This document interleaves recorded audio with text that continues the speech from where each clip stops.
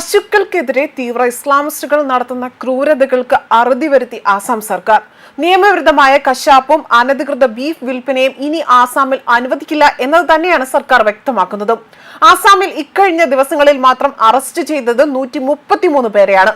ഒപ്പം തന്നെ സംശയാസ്പദമായ രീതിയിൽ കണ്ട ബീഫുകൾ പിടിച്ചെടുക്കുകയും ചെയ്തു. ആസാമിൽ ഗോമാംസം നിരോധിക്കുന്ന നിയമം പ്രാബല്യത്തിൽ വന്നതിന് ശേഷമുള്ള ഏറ്റവും വലിയ നടപടി കൂടിയാണ് ഇപ്പോൾ സ്വീകരിച്ചിരിക്കുന്നത്.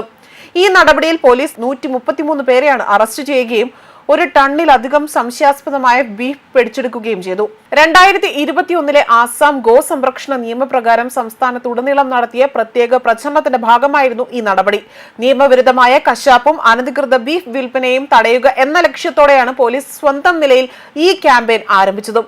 അതുപോലെ തന്നെ ഹോട്ടലുകളിലും അതുപോലെ റെസ്റ്റോറന്റുകളിലും നിയമങ്ങൾ ലംഘിക്കുന്നതായി പരാതികൾ ലഭിച്ചതിനെ തുടർന്നുകൊണ്ട് തന്നെ റെയ്ഡുകൾ നടത്തുകയും അവിടെ നിന്ന് ബീഫ് കണ്ടെടുക്കുകയും ചെയ്തതായും ഒരു മുതിർന്ന പോലീസ് ഉദ്യോഗസ്ഥൻ പറഞ്ഞു. സംസ്ഥാനത്ത് ഉടനീളമുള്ള 122 സ്ഥാപനങ്ങളിൽ പോലീസ് റെയ്ഡ് നടത്തിയതായും നിയമവിരുദ്ധ വ്യാപാരത്തിൽ ഏർപ്പെടുന്ന ആളുകളെ കസ്റ്റഡിയിലെടുക്കുകയാണ് ചെയ്തത്.